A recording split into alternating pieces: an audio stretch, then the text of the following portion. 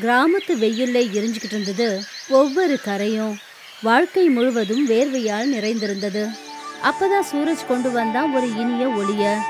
மாம்பழத்தை கொண்டு வந்து ஒரு கோப்பை குளிர்ச்சியை தயார் செஞ்சான். எல்லாருடைய முகத்திலையும் மலர்ந்தது சிரிப்பு. கிராமத்திற்கு திரும்பி வந்தது சந்தோஷத்தின் பயணம். கிராமத்துல அன்னைக்கு பொழுது விடிஞ்சது. மக்கள் அவங்களுடைய காலை வேலைகளை பார்த்துட்டு இருந்தாங்க. குழந்தைங்க எல்லாம் ஸ்கூலுக்கு போய்கிட்டு இருக்காங்க. அப்புறம் ஆண்கள் தங்களுடைய வேலைக்காக புறப்பட்டு போனாங்க. பெண்கள் ஒருத்தருக்கு ஒருத்தர் பேசிக்கிட்டு அந்த பொழுத ஆரம்பிச்சாங்க. அப்புறம் தூரத்துல இருந்து முழு கிராமமும் பரபரப்போட நிறைஞ்சிருந்தது காணப்பட்டுச்சு.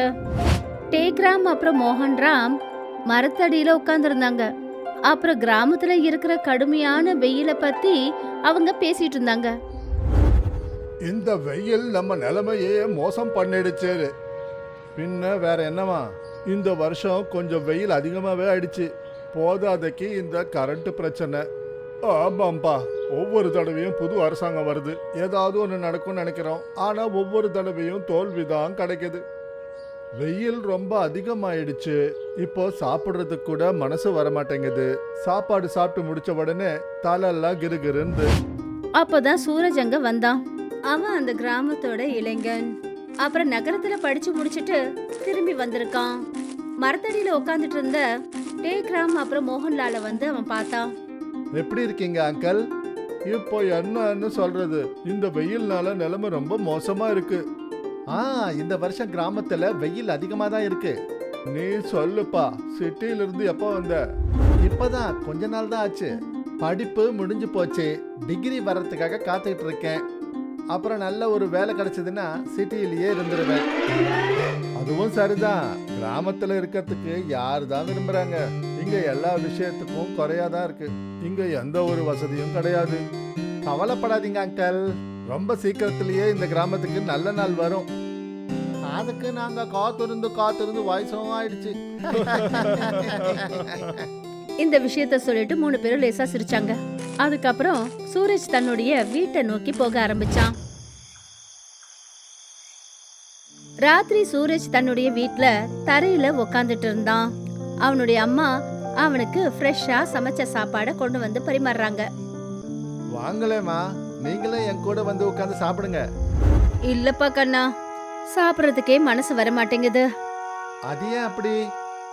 இந்த வெயிலால நிலைமை ரொம்ப மோசமா இருக்குப்பா. அப்படி சுட சுட சாப்பாடு சாப்பிட்டோம்னா எனக்கு உடனே உடம்பு சரியில்லாம போயிடும் போல இருக்கு. இந்த மாதிரி சாப்பிடாம இருந்தா உங்களுக்கு உடம்பு சரியில்லாம போகலாம்ல. பரவாயில்ல, இருக்கட்டும் கண்ணா, நான் சமாளிச்சுப்பேன். சரி இருக்கட்டும், விடுங்க. நாளைக்கு உங்களுக்காக டேக்ராம் அங்கிள் வயல்ல இருந்து ஃப்ரெஷ்ஷான மாம்பழம் கொண்டு வரேன். அவரோட தோட்டத்து மாம்பழம் இப்போ ரொம்ப ஃபேமஸ்னு கேள்விப்பட்டேன். நிஜமாவா? ஆமாமா, நிஜம்தான். சூரஜ் ஆமான்னு சொல்லி தலையை அசைச்சான். அவனுடைய அம்மா தான் புள்ள அவங்க மேல அக்கறையோட பேசுறத பார்த்துட்டு உடனே சந்தோஷப்பட்டாங்க.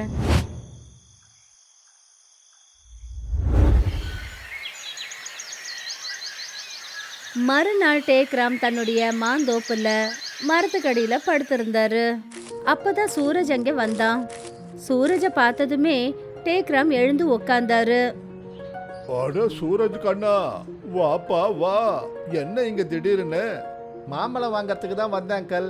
இந்த வருஷம் விளைச்சல் எல்லாம் எப்படி? எல்லாம் நல்லா தான் போய்கிட்டு இருக்கு. ஆனா இந்த தடவை பயங்கரமான வெயில்னால பெருசா விளைச்சல் ஒன்றும் கிடையாது. இந்த வருஷம் நிஜமாவே அந்த அளவுக்கு வெயிலுங்களா? போன வருஷத்தை விட இந்த வருஷம் 4 மடங்கு அதிகமா இருக்கு. மாம்பழம் ஒரு சூடான பழம்ன்றதுனால மக்கள் இதை வாங்கறது விரும்புறது கிடையாது. நான் நினைச்சேன் மாம்பழம் குளிர்ச்சியை தரோன்னு. ஆனா இங்க வந்ததுக்கு அப்புறம் தான் தெரிஞ்சது இது தலைகீழா இருக்கு. மாம்பழச்சாறு குளிர்ச்சிக்கு ஒரு சிறந்த மூலமாகும். மாம்பழம் குறைஞ்சதுனால இப்போ அதுவும் குறைச்சலா தான் இருக்கு. சூரஜ் கொஞ்ச நேரம் யோசிச்சான். அப்புறம் ஆமான்னு தலையசைச்சான். அப்புறம் அங்கிருந்து புறப்பட்டு போயிட்டான்.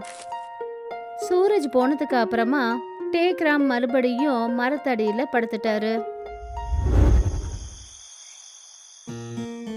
ராத்திரி சூரஜ் தன்னுடைய ஸ்டடி டேபிள்ல உட்காந்துக்கிட்டு தன்னுடைய புத்தகங்களை பார்த்துக்கிட்டு இருந்தான்.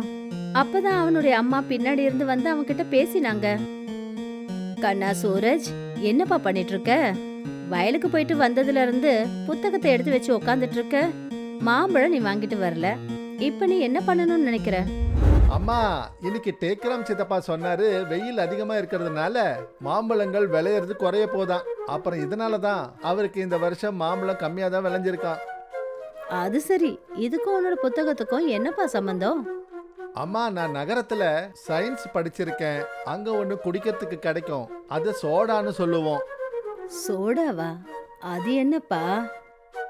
தண்ணியில நாம கார்பன் டை ஆக்சைடை கரைச்சா அது சோடாவா மாறும். அப்புறம் இதுல நாம வெவ்வேறு சுவைகளை சேர்க்கலாம். ஆனா இதுல மாம்பழமும் வெயிலோட பிரச்சனையும் எப்படிப்பா தீரும்? சோடா வயித்த குளிர்ச்சியா வச்சுக்கும். அப்புறம் அதுல குறைஞ்சபட்சமான மாம்பழத்தை வச்சு அதிகபட்சமான சுவையை கொடுக்கலாம். அப்படின்னா இது மொத்த கிராமத்துக்கும் ஒரு புது விஷயமா இருக்குமே. ஆமாமா, கண்டிப்பா. நான் நாளைக்கே சிட்டிக்கு போய் அதுக்கு வேண்டிய சாமான்லாம் ஏற்பாடு பண்றேன். சூரஜோட அம்மா சரின்னு தலையசைச்சாங்க. அப்புறம் அங்கிருந்து போயிட்டாங்க. அப்புறம் சூரஜ் அந்த புத்தகத்தை படிச்சுக்கிட்டு நோட்ஸை ரெடி பண்ணிட்டு இருந்தான். மறுநாள் சூரஜ் ஹார்ட்வேர் ஃபேக்டரிக்கு போனான். அப்புறம் அங்க பிரிஜேஷை போய் பார்த்தான். அவன் தண்ணியில கேஸ் நிறக்கிறதுக்கான மிஷினை போய் பார்த்துட்டு இருந்தான். அதை வாங்கணும்னு நினைச்சான். வணக்கம் பிரிஜேஷ் சார், நான் உங்ககிட்ட போன்ல பேசினேன். நீங்க சூரஜ் தானே?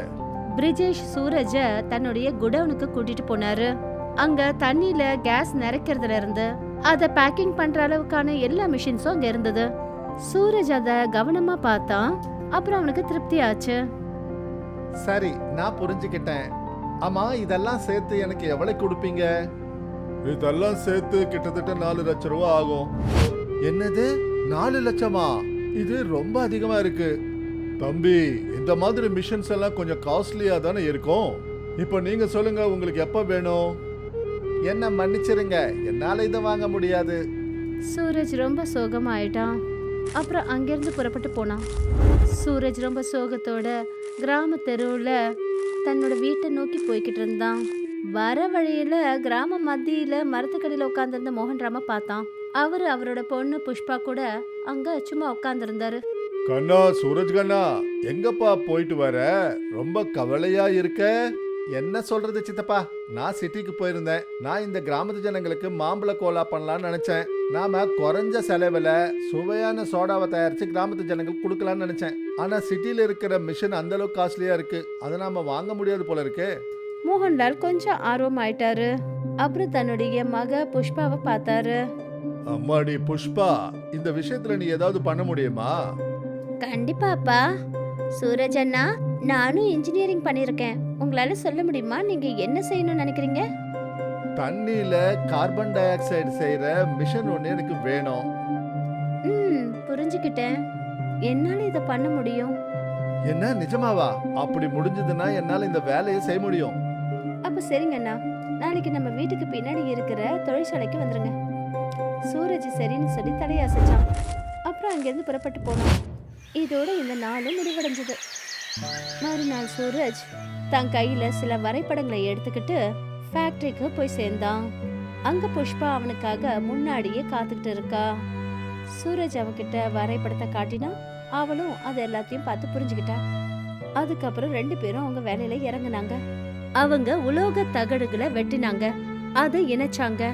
அப்புறம் பைப்ஸும் நாப்ஸும் போட்டாங்க. பைப்ல அழுத்தத்தை அளக்கிறதுக்கு ஒரு காஜையும் வச்சாங்க.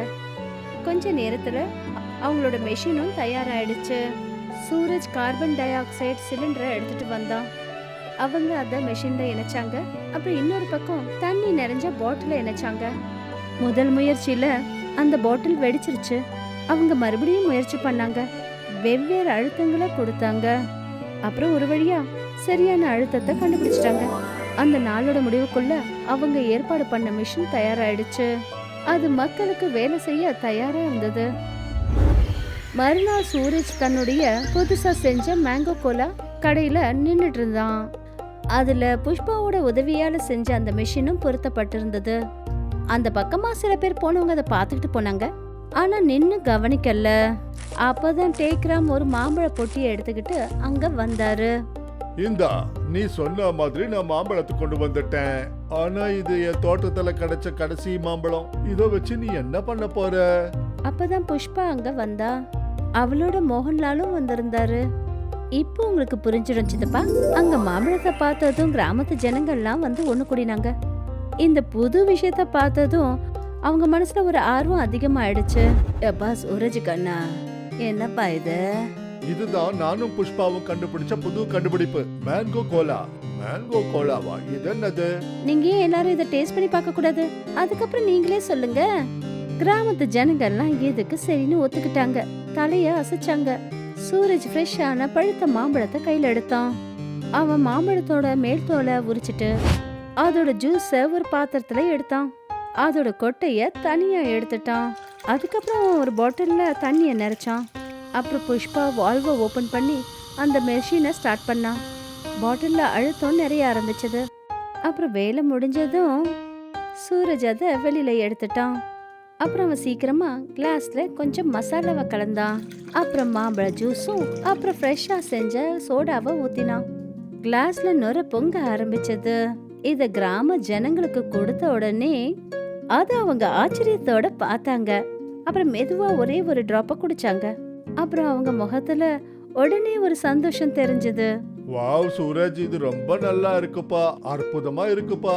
நிஜம்தான், இது அப்படியே ரொம்ப குளிர்ச்சியா இருக்கிற மாதிரி இருக்கு.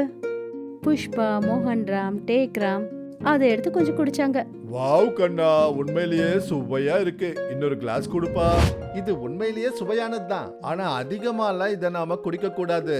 இதோடைய ஒரு கிளாஸே உங்களுக்கு பல மணி நேரம் நிம்மதியை கொடுக்கும். கிராமத்துல இருக்கிறவங்க எல்லாரும் சரின்னு தலையை அசைச்சாங்க.